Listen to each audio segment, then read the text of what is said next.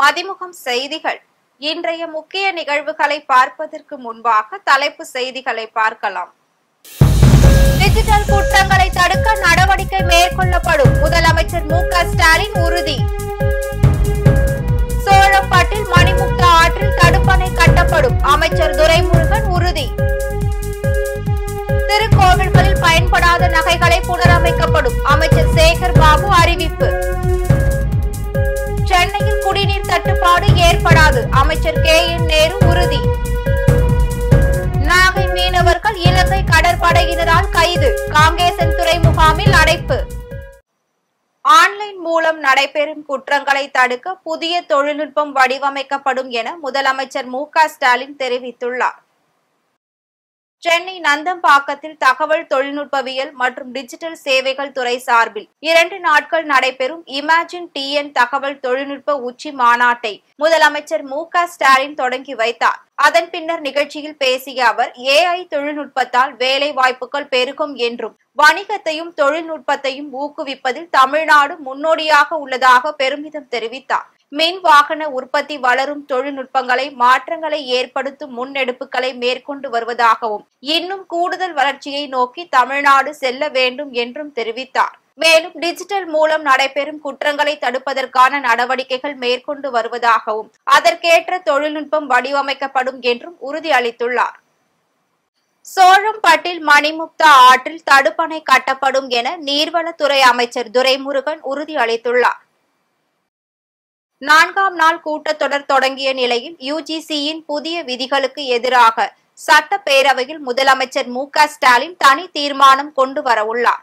இந்நிலையில் சட்டமன்ற உறுப்பினர்களின் கேள்விகளுக்கு அமைச்சர்கள் பதிலளித்து வருகின்றனர். சங்கராபுரம் வட்டம் சோழம்பட்டில் மணிமுக்தா ஆற்றில் தடுப்பணை கட்டப்படும் என தமிழக நீர்வளத்துறை அமைச்சரும் திமுக பொதுச் செயலாளருமான துரைமுருகன் உறுதியளித்துள்ளார். கடந்த ஆண்டு 89 தடுப்பணைகள் கட்ட அரசாணை வெளியிடப்பட்டு 60 தடுப்பணைகள் கட்டி முடிக்கப்பட்டுள்ளதையும் அவர் குறிப்பிட்டுள்ளார். சங்கராபுரம் வட்டம் சோழம்பட்டு கிராமத்தின் அருகே மணிமுக்தா நதியின் குறுக்கே ஒரு தடுப்பணை அமைக்கும் பணி நிதி நிலைமைக்கேற்ப முன்னுரிமை அடிப்படையில் பரிசீலிக்கப்படும். திருக்கோவில்களில் பயன்படாத நகைகளை புனரமைப்பதன் மூலம் ஆண்டிற்கு 11 கோடி ரூபாய் வருமானம் ஈட்டப்படுவதாக அமைச்சர் சேகர் பாபு தெரிவித்துள்ளார். ஆலங்குளம் உறுப்பினர் மனோஜ் பாண்டியன் எழுப்பிய கேள்விகளுக்கு இந்து சமய அறநிலையத்துறை அமைச்சர் சேகர் பாபு, கடந்த 10 ஆண்டு கலாக கிடப்பில் இருந்த இந்து சமய அறநிலைய கட்டுப்பாட்டில் இருந்த திருக்கோவில்களில் பயன்படாத நகைகளை புனரமைத்துள்ளதாகவும் இதற்காக 3 நீதிபதிகள் கொண்ட குழுவை அமைத்து 1100 கிலோ தங்க கட்டிகளாக மாற்றியுள்ளதாகவும் தெரிவித்தார். இந்த திட்டத்தின் மூலம் ஆண்டிற்கு 11 கோடி ரூபாய் வருமானம் ஈட்டப்படுவதாகவும் பதிலளித்துள்ளார்.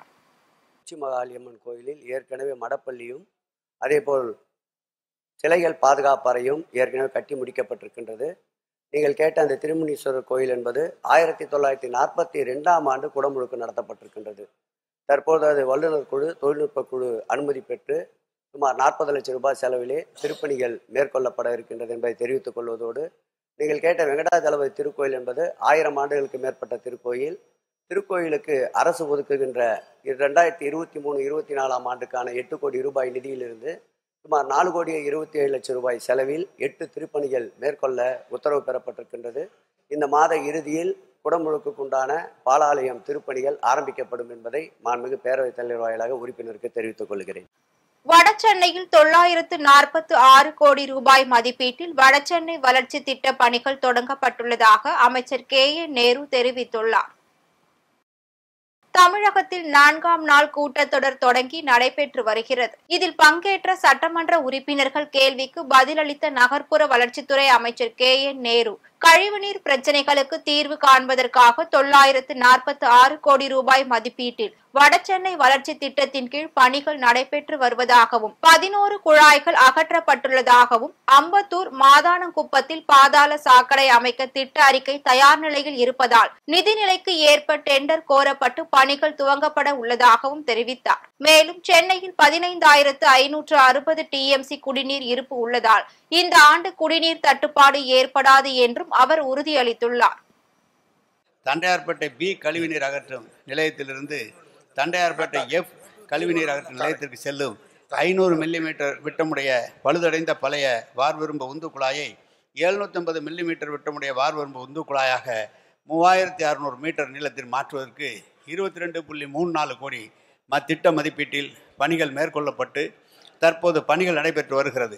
இதுவரை சுமார் 46% பணிகள், அதாவது 1660 மீட்டர் நீளத்திற்கு குழாய் பதிக்கும் பணி முடிவுற்றுள்ளது. மீதமுள்ள 1940 மீட்டர் நீளத்திற்கு குழாய்கள் பதிக்கும் பணி 19/7/2025 முடிவடையும் என எதிர்பார்க்கப்படுகிறது. மேற்கண்ட பணிகள் நிறைவடையும் போது SN30 தெரு மற்றும் அதனை சுற்றியுள்ள தெருக்களில் கழிவுநீர் வழிந்தோடுவது தவிர்க்கப்படும் என்பதை தெரிவித்துக் கொள்கிறேன். திருப்பதியில் கூட்ட நெரிசலில் சிக்கி உயிரிழந்தோரின் குடும்பத்தினருக்கு முதலமைச்சர் மு.க. ஸ்டாலின் இரங்கல் தெரிவித்துள்ளார். வைகுண்ட ஏகாதசியை முன்னிட்டு திருப்பதி ஏழுமலையான் கோவிலில் சொர்க்கவாசல் திறக்கப்பட்டுள்ளது.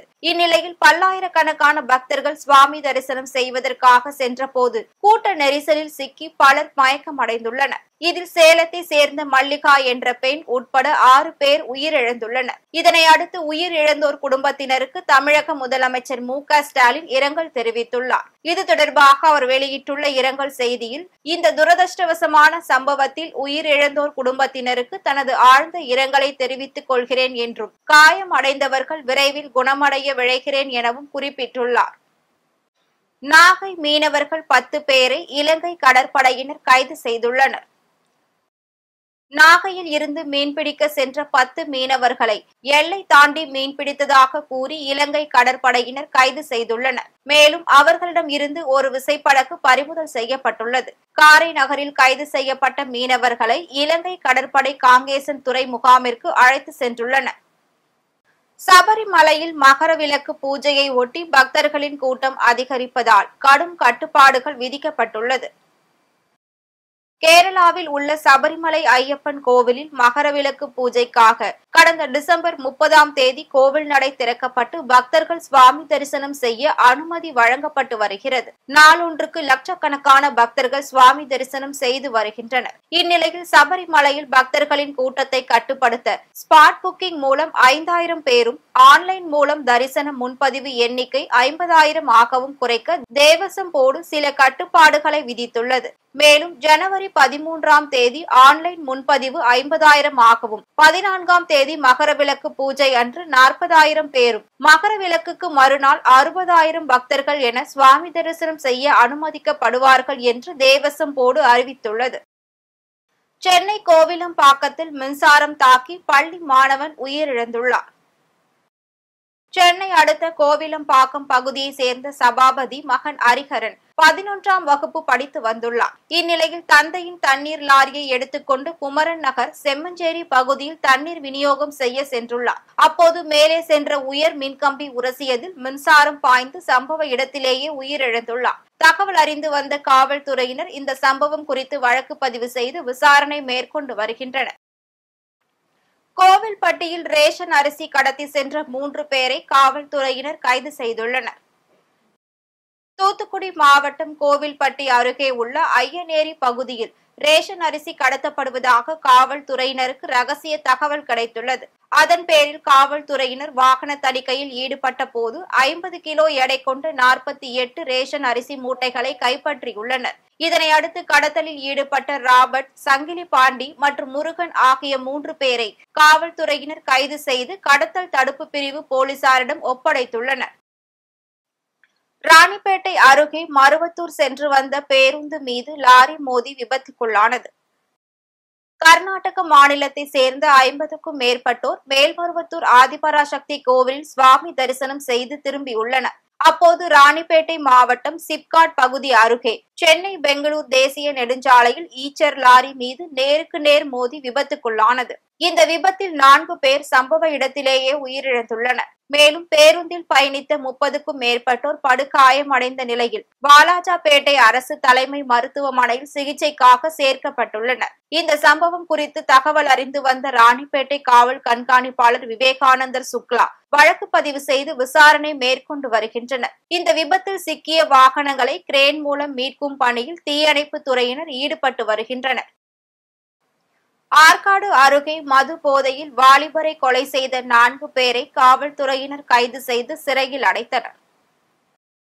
ராணிப்பேட்டை மாவட்டம் ஆற்காடு பகுதியை சேர்ந்த தினேஷ் என்பவரை மது போதையில் இருந்த 4 பேர் வழிப்பறி செய்துள்ளனர். அப்போது அவர்களிடையே ஏற்பட்ட மோதலில் தினேஷை தாக்கி கொலை செய்துள்ளனர். பின்னர் இது குறித்து ஆற்காடு நகர காவல் ஆய்வாளர் பார்த்தசாரதி வழக்கு பதிவு செய்து பாலாஜி, ரகு, பரத் மற்றும் ஸ்ரீதர் ஆகிய 4 பேரை கைது செய்து சிறையில் அடைத்தனர். மேலும் 4 குற்றவாளிகளில் குற்ற செயல்களை கட்டுப்படுத்தும் விதமாக மாவட்ட காவல் கண்காணிப்பாளர் விவேகானந்தா சுக்லா பரிந்துரையின் பேரில் மாவட்ட ஆட்சியர் சந்திரகலா உத்தரவை தொடர்ந்து 4 குற்றவாளிகள் மீது ஓராண்டு குண்டர் தடுப்பு சட்டத்தில் கைது செய்து வேலூர் மத்திய சிறையில் அடைக்கவும் உத்தரவிட்டுள்ளார். தடுப்பூசி செலுத்த சென்ற பச்சிளம் குழந்தைக்கு மருந்தில்லாமல் வெற்று ஊசி செலுத்திய சம்பவம் பெரும் அதிர்ச்சியை ஏற்படுத்தியுள்ளது. திருவண்ணாமலை மாவட்டம் செங்கம் அடுத்த சொற்பனந்தல் பகுதியை சேர்ந்தவர் முத்துலட்சுமி. இவர் தனது 7 மாத குழந்தைக்கு தடுப்பூசி செலுத்துவதற்காக துணை சுகாதார நிலையத்திற்கு சென்றுள்ளார். அங்கு செவிலியராக பணிபுரியும் ஜெயா என்பவர் தடுப்பூசி மருந்து இல்லாமல் வெறும் ஊசியை செலுத்தியுள்ளார். இதனை கண்டு அதிர்ச்சி அடைந்த பெற்றோர் குழந்தையை மீட்டு திருவண்ணாமலை அரசு மருத்துவக் கல்லூரி மருத்துவமனையில் சிகிச்சைக்காக சேர்த்துள்ளனர். இந்த சம்பவம் அப்பகுதியில் பெரும் பரபரப்பை ஏற்படுத்தியுள்ளது. துணை சுகாதார நிலைய செவிலியர் ஜெயா மீது இது போன்ற பல்வேறு குற்றச்சாட்டுகள் நிலுவையில் இருப்பது குறிப்பிடத்தக்கது. பொங்கல் அரிசி சிறுசேமிப்பு திட்டம் என்ற பெயரில் ஏலச்சீட்டு நடத்திய நபரை கைது செய்ய வலியுறுத்தி அப்பகுதி மக்கள் கோரிக்கை விடுத்துள்ளனர். வேலூர் மாவட்டம் குடியாத்தம் நகரம் நேதாஜி சவுக் பகுதியை சேர்ந்த வரதராஜ் மற்றும் இவரது மகன் பிரபு ஸ்ரீ யோகாஷ்னா டிரேடர்ஸ் மற்றும் ஏலச்சீட்டு, தீபாவளி சீட்டு, பொங்கல் அரிசி சேமிப்பு திட்டம் என பலவிதமான சீட்டுகள் நடத்தி வந்துள்ளார். இந்நிலையில் பொங்கல் பண்டிகை நெருங்கி வரும் நிலையில் கடந்த 4 நாட்களாக அவரது கடை திறக்காமல் பூட்டி வைக்கப்பட்டிருந்தது. இதனால் சந்தேகம் அடைந்த அப்பகுதி மக்கள் விசாரித்த போது அவர்கள் மாயமானது தெரிய வந்தது. இதனை அடுத்து பாதிக்கப்பட்ட மக்கள் காவல் நிலையத்தில் புகார் அளித்துள்ளனர். இந்த சம்பவம் அப்பகுதியில் பெரும் பரபரப்பை ஏற்படுத்தியுள்ளது. அரியலூர் குடும்ப அட்டைதாரர்களுக்கு பொங்கல் சிறப்பு தொகுப்பு மற்றும் இலவச வேட்டி சேலை வழங்கும் திட்டத்தை மாவட்ட ஆட்சியர் ரத்தினசாமி துவக்கி வைத்தார்.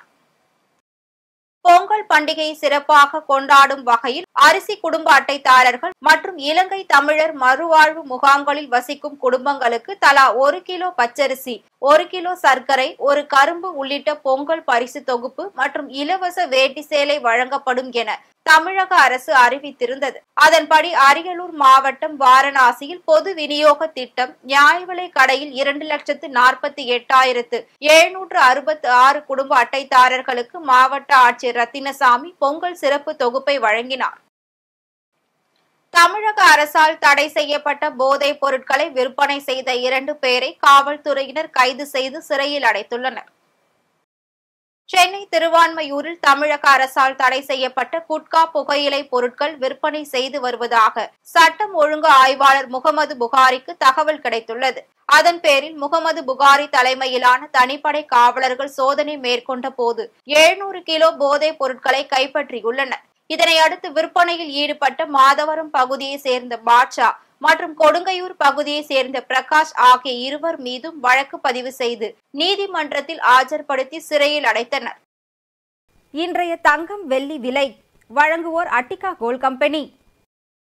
சென்னையில் 22 கேரட் ஆபரண தங்கத்தின் விலை சவரனுக்கு 280 ரூபாய் அதிகரித்து 58,080 ரூபாய்க்கு விற்பனை செய்யப்படுகிறது. ஆபரண தங்கம் கிராமிற்கு 35 ரூபாய் அதிகரித்து 7,260 ரூபாய்க்கு விற்பனை செய்யப்படுகிறது. வெள்ளியின் விலை கிராமிற்கு 100 ரூபாய்க்கும் 1 கிலோ வெள்ளியின் விலை 1 லட்சம் ரூபாய்க்கும் விற்பனை செய்யப்படுகிறது. வெள்ளியின் விலையில் எந்தவித மாற்றமும் ஏற்படவில்லை. உக்ரைன் மீது ரஷ்யா நடத்திய ஏவுகணை தாக்குதலில் 13 பேர் உயிரிழந்துள்ளனர்.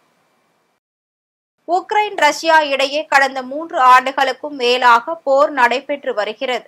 இந்த போரில் ஆயிரக்கணக்கானோர் உயிரிழந்துள்ளனர். போரை நிறுத்த பல்வேறு நாடுகள் முயற்சி செய்து வருகிறது.